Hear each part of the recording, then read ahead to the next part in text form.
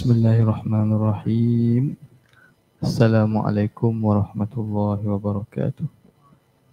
Alhamdulillahi rabbil alamin. Wa afdhalus salati wa atammut taslim ala sayyidina Muhammadin asyrafil anbiya'i wal mursalin wa ala alihi wa sahbihi ajma'in. Subhanaka la ilma lana illa ma 'allamtana innaka antal alimul hakim.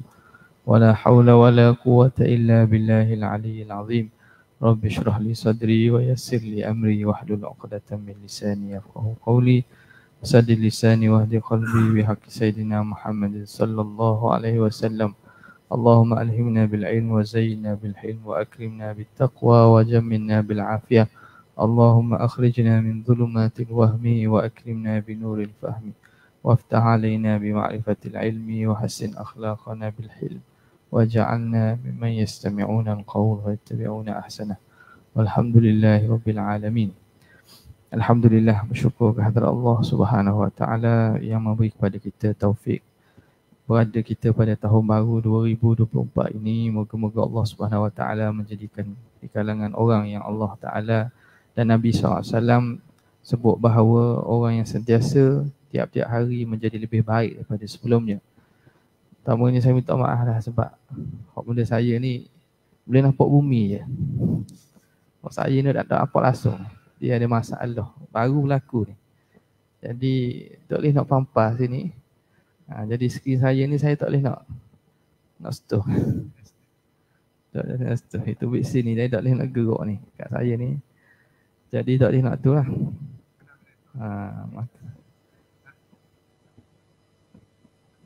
Ikutlah nak pasang pun tak apa. Kalau nak pasang laptop pun sini pun tak apa. Jadi buat saya ni saya tak tahu baru berlaku ni. Mungkin tahun baru kot. Nak tukar baru pula. Pening pula kita nak cari.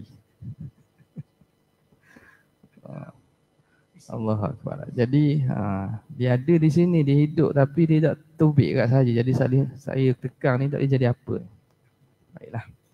Tapinya kita sambung jugalah daripada perbincangan daripada kitab Anwar Bahiyah ini berkaitan dengan dalil dan bukti sifat Rasul.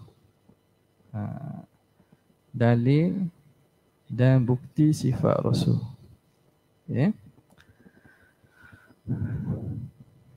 Sebelum ini kita dah sebut tentang sifat-sifat yang wajib, sifat-sifat yang mustahil dan sifat-sifat yang harus bagi Rasul alaihi wassalatu wassalam.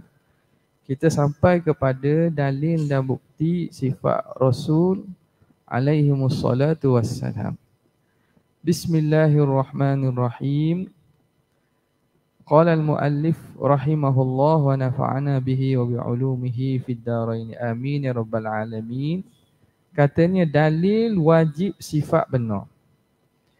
Kata pengarang Imam Sanusi rahimahullah yang mengarangkan matan Ummul Barahin ini, amma burhanu wujubi sidqihim alaihimus salatu wassalamu fali'annahum law lam yasduqu la lazimal kadhibu fi khabarihi ta'ala litasdiqihi ta'ala lahum bil mu'jizah an-nazilati manzilata qawlihi ta'ala sadaqa 'abdi fi kulli ma yuballighu anni. Arti perkataan Imam Sanusi tadi ialah dalil wajib bersifat benar bagi para rasul dan nabi adalah jika mereka tidak benar pada dakwaan mereka. Nescaya lazimlah dusta pada perkhabaran Allah Ta'ala kerana Allah telah membenarkan para rasul melalui mukjizat yang menepati seakan-akan firman Allah Subhanahu Wa Ta'ala, benarlah hamba-Ku pada setiap perkara yang disampaikan daripada Aku. Jadi sekarang ni dibincangkan tentang kenapa wajib sifat sidik bagi Rasul. Kita tahu dah bahawa para Nabi, para Rasul ni utusan Allah. Dan antara sifat yang wajib bagi para nabi, para rasul ialah sifat sidq, as-sidqu. As-sidqu, sidik ini dengan makna benar. Benar pada setiap perkara yang diberitahu daripada Allah dan benar pada dakwaan mereka itu rasul. Apa dalil dan bukti dia? Kenapa dia tidak harus saja? Makna dengan anda kata nabi ni boleh dia nak berbohong. Boleh itu makna kita kata mungkin. Walaupun mereka tidak berbohong, tapi sifat itu harus. Ini kenapa kita tak kata begitu? Bahkan sifat tersebut bukan sekadar harus pada akal, wajib pada syarak. Bahkan wajib pada syarak dan pada akal. Jadi sifat yang wajib ini maknanya perkara itu tidak boleh diterima sebaliknya. Akal menghukumkan dengan mesti. Akal tidak terima ternafi sifat tersebut. Itu makna wajib. Bila kita kata para nabi dan para rasul ni wajib bersifat benar, maknanya akal tak boleh terima nabi ni berbohong sama sekali. Akal tak boleh terima. Itu makna wajib. Kena faham pengertian tersebut supaya kita tidak keliru kalau berlaku apa-apa syubhah. Baik. Ia bukan makna sekadar nabi ni dia nak menipu boleh, tak menipu boleh, tapi dia memilih untuk tidak menipu. Gitu. Makna harus kita kata. Tak. Bahkan menipu itu tak boleh terima akal. Menipu tu, dusta itu tak boleh diterima akal langsung. Kenapa? Kerana dia kata sini wajib kerana jika mereka tidak benar pada dakwaan mereka. Kalau para nabi dan para rasul ni dia tidak betul pada dakwaan dia tu nabi dan rasul, apa lazimnya?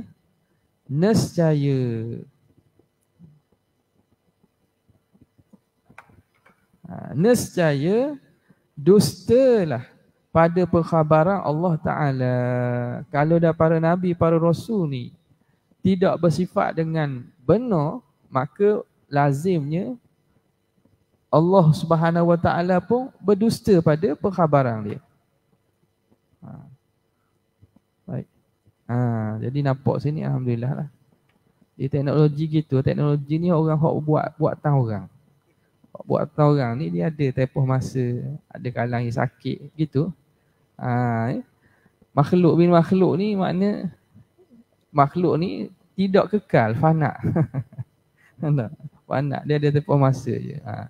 Jadi dan bila buat tahu orang pula, buat tu bukan orang Islam kadang. Kadang dia nak sabotah apa-apa boleh aja. Ala kulli hal, kita sambung balik. Mana tadi dia kata wajib sifat benar. Kesa nampak tak? Kesa tak nampak? Kesa tak nampak? Tu saya kurang di sini. Kalau tadi tu bila kita lukis, ini dah nampak kesa, boleh tengok je lah. Jadi jika mereka tidak benar pada dakwaan mereka, nescaya pastilah mereka menipu daripada perkhabaran Allah Ta'ala. Kalau mereka tak betul cakap, maknanya mereka tipulah. Dan tipu ni, tipu pada perkhabaran daripada Allah Ta'ala. Makna Allah Ta'ala, mereka juga menipu pada benda yang mereka beritahu tentang Allah Ta'ala. Jadi boleh fikir akal ke tidak? Jawapannya tak boleh fikir akal. Para Nabi ni menipu. Mustahil pada akal dia panggil. Sedangkan Allah telah membenarkan para Rasul melalui mukjizat. Ni ada kaitan sifat sidik dengan mukjizat. Allah membenarkan para Nabi dan para Rasul dengan Allah beri kepada mereka mukjizat yang menepati seakan-akan firman Allah Ta'ala, benarlah hamba-Ku pada setiap perkara yang disampaikan daripada-Ku. Ini firman ni bukan ayat Quran ni. Firman ni bukan ayat Quran. Dia kata seakan-akan, menepati seakan-akan firman Allah. Bukan ada ayat ni, kalau cari ayat ni tak ada dalam Quran. Tetapi nak beritahu bahawa mukjizat yang diturunkan tu seperti Tuhan beritahu, hamba aku ini benar. Hamba aku ini betul percakapannya. Kok mana ni? Nanti kita akan tengok. Baik. Apabila Nabi dan Rasul ni dakwa dia tu Nabi dan Rasul. Dan Nabi Rasul ni manusia. Jadi apa benda yang membuktikan bahawa Nabi dan Rasul ini betul-betul utusan Allah Ta'ala? Allah Ta'ala bila lantik seseorang manusia itu jadi Nabi dan Rasul. Apa bukti? Dia kena ada bukti. Seseorang itu dilantik contohnya menjadi apa? Dilantik menjadi kita kata menteri. Maknanya ada pegawai dia, ada kereta dia, ada jawatan dia, ada pejabat dia, ada surat lantikan tu. Surat lantikan. Paling jelas gitulah. Siapa-siapa lantik pada jawatan ada surat lantikan. Jadi lantikan tersebut tu bukti bahawa seorang itu dilantik menjadi satu jawatan. Sekarang ni Nabi dan Rasul dia dilantik menjadi Nabi Rasul. Mana surat? Mana surat lantikkan Nabi dan Rasul? Tak ada. Kita dilantik menjadi apa? Pengurusi masjid contohnya. JK masjid ada surat. Tak boleh lihat barang. Lantik Tok Imam ada surat. Lantik Tok Bilal ada surat. Nabi dan Rasul dakwa dia ini utusan Allah. Dia ini Rasulullah. Mana bukti? Melalui cakap. Ramai orang boleh dakwa. Ramai boleh dakwa. Sebab itu bukti bahawa benar Nabi dan Rasul ni utusan Allah, Tuhan bagi mukjizat. Tu dia. Tuhan bagi mukjizat. Surat ni orang boleh tipu. Surat orang boleh tipu ni. Ya, tapi nak cek akhirnya terbongkar juga, tetapi makna benda tu boleh tipu. Benda boleh buat. Tetapi apa benda yang manusia tak boleh nak buat? Iaitu sistem alam. Alam ni sistem dia bergerak dan berjalan melalui sistem yang kita panggil sebagai sunnatullah. Sunnatullahillati fatarallahu alaiha. Fatarallahu alaiha. Sunnatullah. Ketentuan Allah Subhanahu wa taala yang Tuhan tentukan berlaku dan Tuhan cipta begitu. Maka sunnatullah ini ialah ketentuan Allah yang Tuhan buat. Walan tajida li sunnatillahi tabdila. Walan tajida li sunnatillahi tabdila. Kamu tidak akan dapati bagi sunnatullah ini perubahan. Sebab Allah Subhanahu wa taala tetapkan dan jadikan sistem alam ni dia konsisten sehingga sampai masa kiamat. Matahari terbit belah timur, tenggelam di barat. Hujan turun daripada atas, tidak turun daripada bawah. Hujan turun daripada atas, turun ke bawah. Kalau kita lepas, sesuatu akan jatuh. Kalau kita lempar sesuatu ke atas, dia akan jatuh. Orang panggil apa ni, kanun Newton, Newton. Itu sains lah. Sains tu yang mana ketetapan yang pasti itu ialah sunnatullah, orang panggil. Sunnatullah. Jadi sunnatullah Tuhan buat ni tujuannya supaya kehidupan manusia ni mudah. Kehidupan manusia ni mudah. Obat Panadol kalau sakit kepala. Sakit perut, ada obat sakit perut. Ceret-beret, ada obat ceret-beret. Maka manusia kaji alam ni nak tahu perkaitan antara satu perkara dengan satu perkara. Jadi ilmu-ilmu sains dia kaji perkaitan tabiat ini. Obat ini, tumbuhan ni untuk sakit ni. Andai kata Allah Ta'ala tidak ikat sunnatullah ni dengan ketentuan yang tertentu, Tuhan boleh buat ikut dah. Hari ni gini, hari ni gitu. Tak kena susah kita. Sakit kepala, kita mah cari Panadol, tengok-tengok ceret. Dan Tuhan nak ubah berkaitan tu, Tuhan nak kekalkan. Kita lapar, kita cari makanan. Tapi cari makanan tak jadi kenyang. Tak jadi kenyang. Kita dahaga, minum air. Tiba-tiba Tuhan tukar sunnatullah. Bila dahaga jadi tak hilang dahaga dengan air. Jadi sunnatullah yang Tuhan buat dalam sistem kehidupan manusia ni, dia tidak berubah. Tujuannya apa? Tujuan untuk memberi kemudahan kepada manusia. Bila dia berubah, yang kita panggil sunnatullah ataupun ketetapan Tuhan ni, hukumnya hukum adat. Makna Tuhan ikat sesuatu dengan sesuatu. Dia hanya boleh berubah kalau Tuhan izin dia berubah. Hak ni carilah Amerika, Rusia, Jerman tak boleh nak ubah ni. Kalau ada harga minum air, kenyang dengan makanan, tak boleh nak ubah. Carilah mana-mana negara yang paling tinggi teknologi, tak boleh nak ubah sunnatullah ni. Maka Allah jadikan bukti para nabi dan para rasul ni betul dengan Tuhan menunjukkan berlaku perkara mencari adat. Perkara yang menyalahi kebiasaan. Yang ni kita panggil sebagai mukjizat kalau berlaku pada diri nabi dan rasul. Sebab apa? Sebab hak ni tak ada orang boleh buat. Seorang yang manusia dakwa dia nabi dan rasul. Apa bukti nabi dan rasul? Buktinya bahawa sistem alam yang berlaku ni berubah bergiam-giam mengikut apa yang dia kata. Maka tidak ada orang lain yang dapat mengubah sistem alam ini, perkara itu, kecuali Tuhan yang menciptakan alam ni. Maka Tuhan yang menciptakan alam ni, Allah Ta'ala, bila dia buat seperti mana yang disebut oleh Nabi dan Rasul, maknanya dia beritahu bahawa ini Rasul aku, ini Nabi aku. Nampak?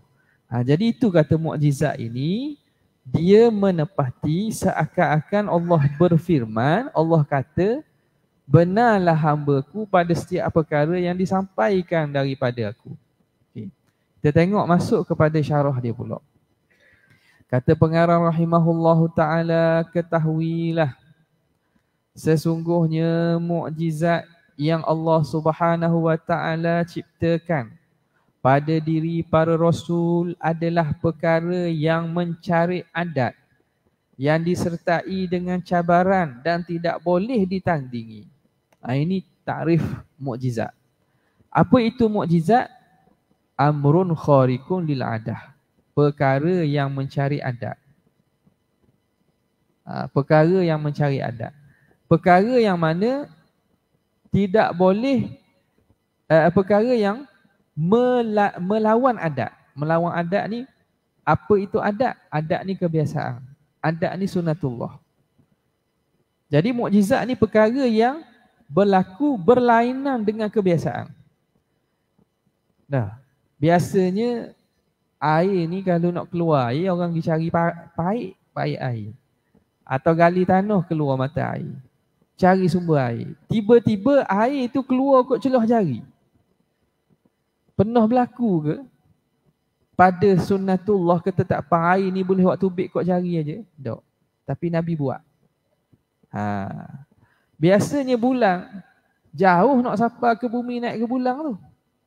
Tak. Amerika, Rusia naik ke bulan. Nak sampai tu bukan senang. Persiapan bertahun-tahun, alat macam-macam. Ada oksigen pula. Lepas tu bulan ni naik ke bulan ni, bukan sekadar itu. Bulan ni Nabi SAW belah dia belah. Amerika tak boleh buat gitu. Tak boleh nak belah bulan. Nabi boleh duduk di Mekah, Nabi belah bulan tu. Bila dicabar oleh kafir Quraisy. Tunjuk ya Muhammad, tunjuk. Betul mu Nabi tunjuk, cuba belah bulan.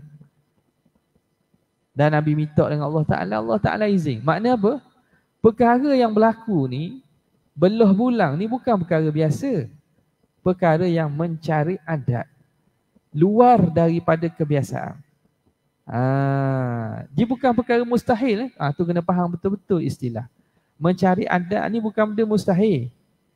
Benda mustahil makna perkara yang tak boleh terima akal. Perkara yang tak boleh terima akal ni tak berlaku lah. Takkan berlaku. Tetapi mukjizat ni perkara yang mencari adat, yang menyalahi kebiasaan. Maknanya biasa gini tapi boleh berlaku sebaliknya. Akal boleh terima bulan terbelah? Boleh. Akal boleh terima. Akal boleh terima bulan hancur? Boleh. Akal boleh terima tak ada bulan pun boleh. Boleh terima. Sebab apa? Benda itu benda yang harus pada akal. Jadi hukum akal ni dia luah. Maka mukjizat ini apabila dicabar oleh kaum musyrikin Mekah Muhammad, belah bulang sekali nak tengok. Betul tak? Nabi pun tunjuk isyaratkan itu terbelah 2 bulan. Terbelah 2, satu bulan duduk di Jabal Abu Qubays, satu lagi di sudut di lain. Maka bila itu perkara itu bukan silap mata. Ni orang boleh buat tak? Silap mata. Silap mata ni nama silap mata, makna mata kita silap. Silap mata ni mata je silap. Tak? Silap mata nampak lain. Jadi dia buat gambaran bagi penglihatan tu nampak macam berlainan. Jadi orang main silap mata ni kadang dia sebab tangan laju, lepas tu dia mengaburi penglihatan kita. Nah, maka kita nampak lain. Tu je. Tapi hak berlaku belah bulang ni bukan sihir silap mata. Sebabnya benda ini disaksikan oleh semua orang yang ada pada masa itu. Sehingga kan orang Arab Badui yang duduk, dia silap mata ni boleh apa nama ni, perdayakan orang yang ada depan tu je. Macam contoh saya buat silap mata sini tak. Maknanya tuan-tuan yang nampak saya je lah. Terpengaruh kalau dia tak tahu trik dan juga apa rahsia dia. Hak ada depan saya je lah. Hak duduk lain tak apa. Jadi silap mata ni patut ada audience dia. Jadi orang hak depan tu je. Jadi kalau orang duduk tempat lain, tak terkesan. Dengan pukawan ke, dengan silap mata tak terkesan. Tetapi apabila Rasulullah SAW belah bulan ni terbelah bukan disaksikan oleh penduduk Mekah yang ada dengan Nabi tu je. Orang Arab Badui yang duduk di pedalaman pun, yang ada pada malam tu bila datang ke Mekah, orang tanya, benda berlaku malam tu. Dia cerita, malam pelik sungguh bulan terbelah. Bulan tu terbelah dilihat oleh semua orang yang ada yang menyaksikan bulan pada malam tu. Maknanya benda ini berlaku bukan silap mata. Bukan puka, bukan khayal. Nampak? Jadi, dia perkara yang mencari adab. Kerana pada adab bulan takkan terbelah. Kalau mari tunjuk gitu dengan tangan takkan terbelah. Tapi bila berlaku pada diri Nabi, apa maknanya? Bila kita tahu bahawa alam ini ada makhluk, ada pencipta yang menciptanya. Alam ini makhluk Allah, dicipta oleh Allah. Maka yang hanya mampu buat demikian ialah Allah Ta'ala, pencipta bagi alam. Bila begitu, tiba-tiba apa yang didakwa oleh Nabi dan Rasul ni berlaku. Yang mana perkara ini tak ada orang manusia boleh buat. Kecuali Tuhan yang buat alam ni buat. Menunjukkan seakan-akan Allah Ta'ala approve.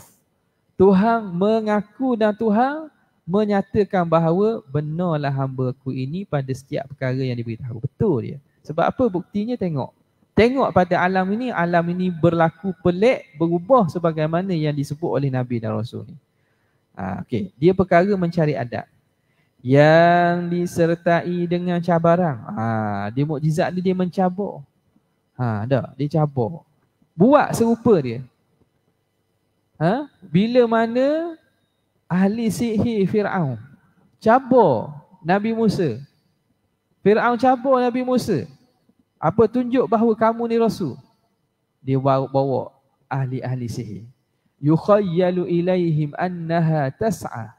Yukhayyalu ilaihi, ahli sihir ni menkhayalkan, menampakkan kepada Nabi Musa tali-tali itu seakan-akan bergerak jadi ular. Itu dia sihir tu. Menkhayalkan, menampakkan seakan tali itu ular. Sebab itu bila Nabi Musa lontarkan tongkat. Tongkat ni kayu. Kayu ni berubah daripada satu jisim kepada jisim lain ni. Tak boleh berlaku kalau benda ini pada adat tak berlaku. Kalau kayu lah. Nak ubah jadi jisim lain, jenis lain tak berlaku. Kalau kayu ubah jadi apa? Jadi kursi boleh jadi. Ubah jadi benda, tongkat, ubah jadi pensel boleh. Tetapi nak ubah jadi makhluk. Kayu tidak hidup. Makhluk pula hidup. Makhluk hidup, ular. Siapa hanya mampu yang buat gitu? Allah Ta'ala yang mencipta kayu. Dia boleh ubah kayu tu, ubah jadi ular. Sebab itu bila ahli sihir Fir'aun tengok mukjizat yang Nabi Musa tunjuk ni, beriman. Qala amantum bihi qabla an adhana lakum. Sehingga Fir'aun tanya, "Hei, mu ahli sihir, kamu beriman sebelum aku berizin?" Fir'aun tahu dah dia kalah, tapi nak tunjuknya bahawa dia ada kuasa. Mu ni orang aku, kamu ni orang aku bayar kamu. Boleh mu beriman tanpa minta izin pada aku? Minta izin aku dulu. Minta izin pun tak izin juga. Nak cerita bahawa tak patut kamu beriman sebelum minta izin pada aku. Ini nak kata dia tu besar lagi. Tapi ahli sihir bila dia tahu bahawa apa yang dibuat oleh Nabi Musa ni bukan sihir. Sebab mereka ni pakar ahli sihir. Ada CG profesional, doktor, profesor dia. Maka dia tahu ini bukan kerja biasa ni. Bukan mainan sihir ni. Maka mereka beriman. Sanggup gadaikan nyawa beriman dengan Nabi Musa walaupun kena bunuh. Sebab mereka tahu mereka ni lawang benda yang betul. Nak lawang yang kebenaran, mereka tak akan menang. Jadi mereka pun ikut dan beriman dengan Nabi Musa AS. Jadi dia dicabar. Mukjizat ni disertai dengan cabaran. Dan tidak boleh ditandingi. Tidak boleh ditandingi. Benda ini tak boleh ditandingi. Maknanya tak boleh nak lawang. Kalau boleh lawang lagi tu, itu bukan benda mukjizat karamah. Dalam ni kan ada jenis-jenis main-main juruh ni. Banyak ni kan video-video lawang gitu. Kita tengoklah cerita-cerita kartun je main juruh tolak-tolak. Hak tu benda bukan karamah ke apa gitu tu. Hak tu ilmu. Tapi ilmu dia ilmu kebatinan, ilmu tu lah. Dia main tolak daripada jauh. Hak ni pun tolak. Mari hak ni tolak gini. Jadi benda itu salah tak salah tu perbincangan lain tu. Kita tak berbincang tu cari ahli dia lah. Tentang ilmu-ilmu hak pelik-pelik gini ni. Tetapi makna apa? Hak ni orang lawang ni. Makna hak ni buat gini jatuh. Hak alik sana buat lawang pula. Hak ni bukan benda yang mainan daripada Allah Ta'ala. Ni benda-benda ilmu kadang-kadang guna ilmu-ilmu apa nama ni, batuan-batuan makhluk lain lah ni. Nampak tak? Baik. Jadi dia tidak boleh ditandingi. Mukjizat Nabi tak boleh ditandingi. Cabaran itu ialah dakwaan kerasulan. Apa makna cabaran-cabaran ni? Disertai dengan cabaran ni ialah dakwaan kerasulan. Nabi dakwa rasul kan? Nabi cabar. Apa bahawa orang cabar Nabi, apa bukti kamu Nabi dan Rasul? Maka Nabi dan Rasul ni berikan mukjizat. Jadi Allah Ta'ala bila lantik Nabi dan Rasul, Tuhan tak akan lantik gitu saja. Tuhan akan beri bukti dan tanda dia Nabi dan Rasul. Sebab itu orang tak boleh dakwa sebarangan. Kalau dakwa sebarangan, Tuhan tak akan benarkan dakwaannya. Musailamah Al-Kazzab, dia dakwa juga. Dia dakwa jadi Nabi dan dakwa jadi Rasul. Tapi mukjizat ada tak? Tak ada mukjizat. Mukjizat, benda pelik yang dengan makna ni tak ada. Tapi berlaku benda pelik juga. Bukan membenarkan dia, menghinakan dia. Dia panggil ihanah. Menghinakan dia. Macam mana? Mari seorang buta kepada Musailamah. Dia buta sebelah. Dia kata, ya Musailamah, Muhammad ni, orang kata dia Nabi dan Rasul. Dan bukti dia Nabi Rasul ni, satu hari dalam peperangan Qatadah, kerana panah daripada panahan, dikena panah oleh musuh, mata dia ni keluar daripada soket mata. Mata ni tersembur keluar dengan sebab kena panah ditarik. Lalu dia pergi kat Muhammad ludah letak semula, mata dia boleh nampak balik. Itu mukjizat Nabi, mata Saidina Qatadah. Nabi ludah dan tiup, dia letak balik dalam mata Qatadah, boleh nampak semula. Ni carilah pakar mata pun tak boleh nak buat gitu. Mata ni tak boleh nak tubik mata kena panah tubik. Dia tak mula. Bahkan Qatadah kata mata yang Nabi letak itu lebih terang dan cerah ketika tua aku daripada mata aku yang baik asal. Ni mukjizat ni. Mukjizat. Jadi orang cerita kepada Musailamah. Musailamah pun ada di kalangan pengikut dia tu jenis mata buta sebelah. Dia kata, mari aku pun ada mukjizat ke. Bukan Muhammad je ada mukjizat, aku ada mukjizat juga. Dia pun mari embuh ludah pada mata orang yang buta sebelah. Akhirnya apa yang berlaku? Mata hak celak pergi buta jadi buta. Hak buta tu buta dah. Hak celak jadi buta pula. Jadi asal boleh tengok dengan semata, jadi tak boleh tengok. Nampak tak? Pelik juga tu. Tetapi pelik bukan menepati kehendak dia, menyalahi. Adakah dia menjadi bukti Nabi dan Rasul? Tidak. Sebab apa? Berlaku benda pelik, Allah yang menjadikan bukti bahawa orang ni penipu besar.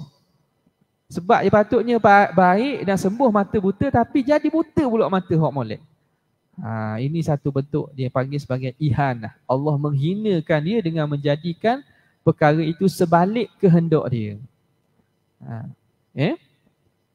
Jadi itu dakwaan Nabi dan Rasul ada buktinya. Sebab itu bila ditangkap Rasul Kahar, Rasul Melayu tu, bila dalam video orang tanya dia, apa bukti awak cik jadi Nabi dan Rasul? Dia kata bukti saya ialah surah Yasin. Surah Yasin. Surah Yasin? Surah Yasin tu turun kepada saya lah. Mana dia? Yasin wal Quranil Hakim innaka laminal mursalin.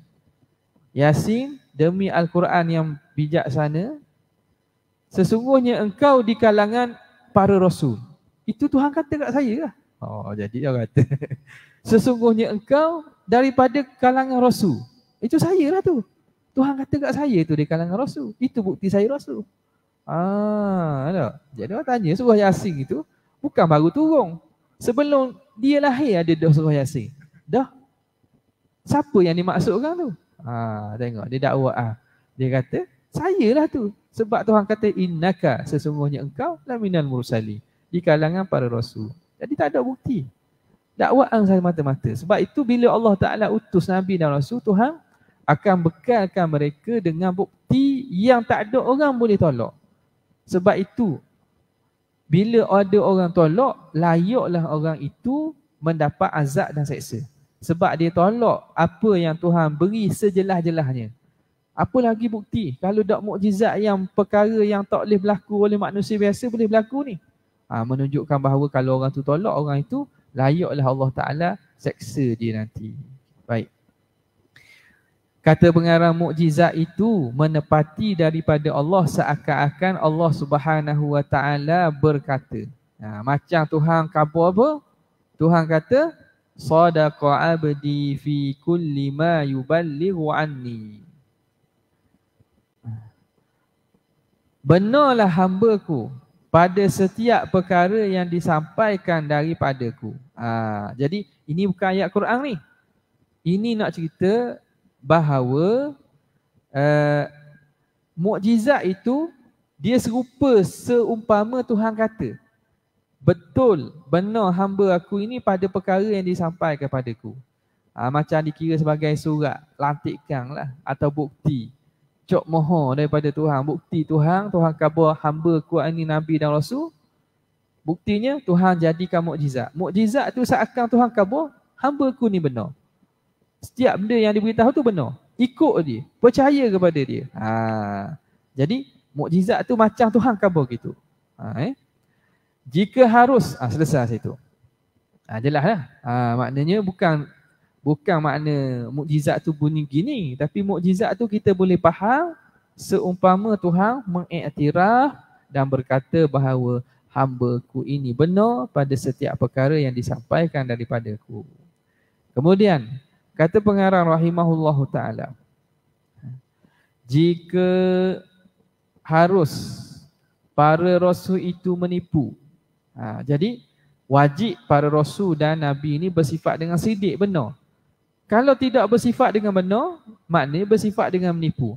Andai kata harus para rasul itu menipu, maka haruslah juga pada hak Allah Ta'ala itu menipu. Kalau nabi ni boleh jadi dia tipu, makna Allah boleh jadi tipu juga. Gitu. Sebab apa?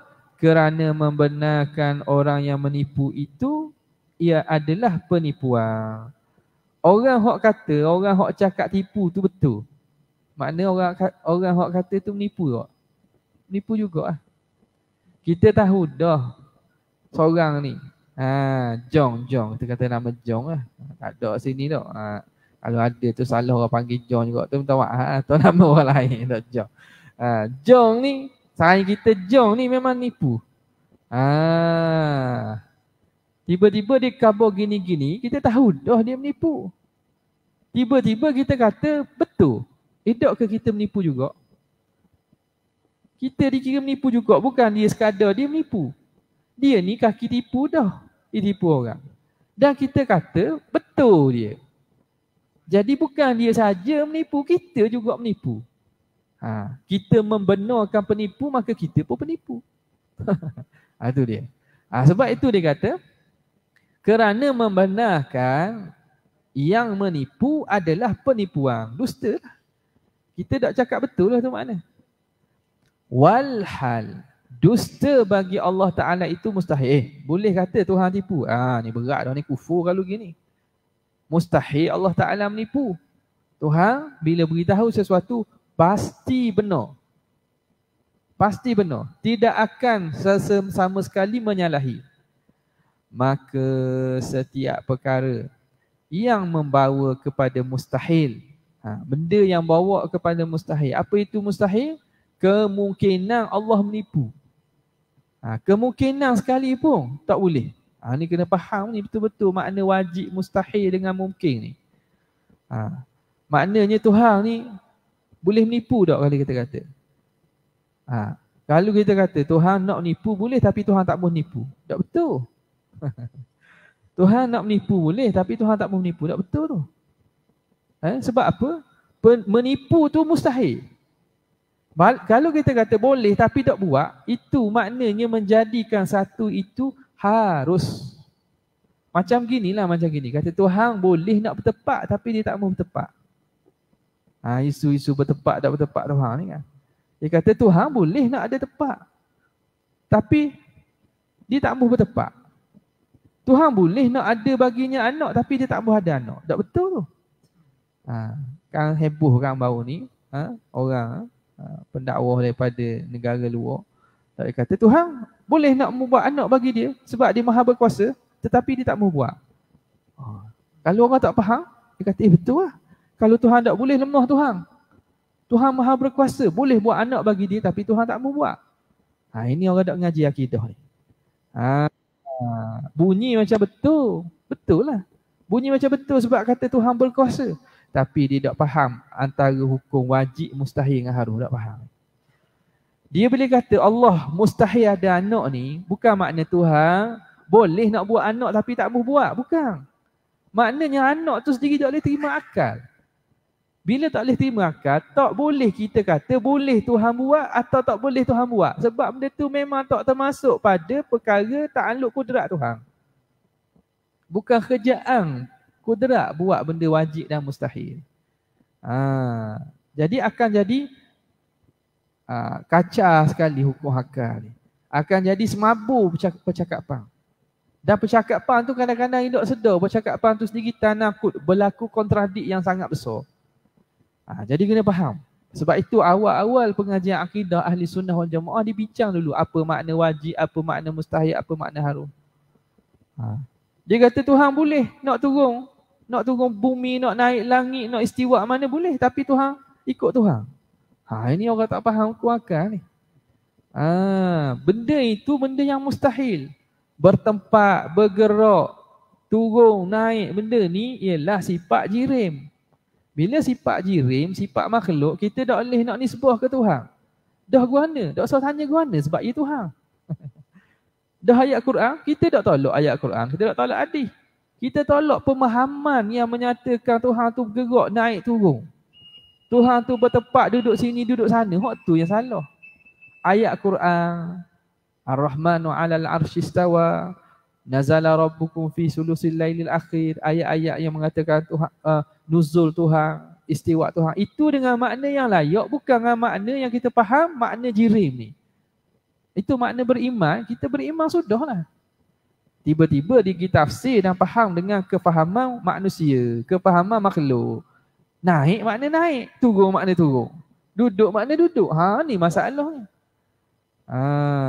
Bila kita kata salah-salah tak boleh dengar. Kata kita nafi ayat Quran. Bukan nafi ayat Quran, kita nafi penafsiran awak kepada ayat Quran tu. Pemahaman awak kepada hadis tu yang salah. Nampak? Baik.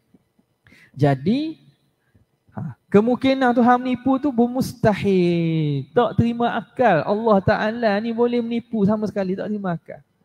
Bukan Tuhan boleh tapi tak mau buat. Tak betul tu. Sebab benda mustahil ni benda yang akal tak terima.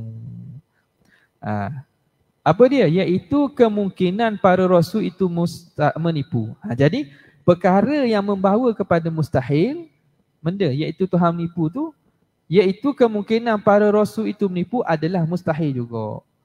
Andai kata Nabi dan Rasul ni boleh menipu, makna Allah Subhanahu Wa Taala pun boleh menipu lah. Sebab Allah membenarkan Nabi dan Rasul. Boleh terima ke Allah Ta'ala menipu? Tak. Maka begitulah juga tak boleh terima Nabi dan Rasul ni menipu sama sekali. Perkara yang membawa kepada mustahil, maka perkara itu juga mustahil. Bila begitu kata pengarang, maka sabitlah lawan bagi dusta. Bila kata menipu ni, dusta ini mustahil, maka sabitlah lawan bagi dusta. Lawan bagi dusta itu iaitu benarnya para rasul. Makna para rasul dan para nabi ni mesti benar. Mesti bersifat dengan benar. Ya. Maka bila kita tahu gitu, seterusnya pengarang rahimahullahu ta'ala dia nak cerita kepada kita tentang perkara-perkara mencari adab banyak. Ni juga kena panjang perbahasannya, karamahnya, irhahnya. Dan ni tahun baru ni. Jadi kita kohor-kohor dululah. Pandai hinjik tahun baru dulu ni. Pulak alat kita ni pun rosak, tak tahu ke mana lah. Kena tukar ke mana. Moga-moga ada dimudahkan nanti. Ala kulli hal, sekadar itulah untuk kali ini. InsyaAllah ada kesempatan kita akan sambung. Kita bincangkan benda yang penting untuk kita bezakan. Perkara mencari adab ni banyak berlaku. Berlaku pada para nabi dah panggil gini, berlaku pada para wali panggil gini, berlaku kepada orang fasik panggil gini, berlaku orang mukmin panggil gini. Jadi banyak tu. InsyaAllah kita akan sambung pada kesempatan yang akan datang. Wallahu ta'ala a'la wa a'lam. Assalamualaikum warahmatullahi wabarakatuh.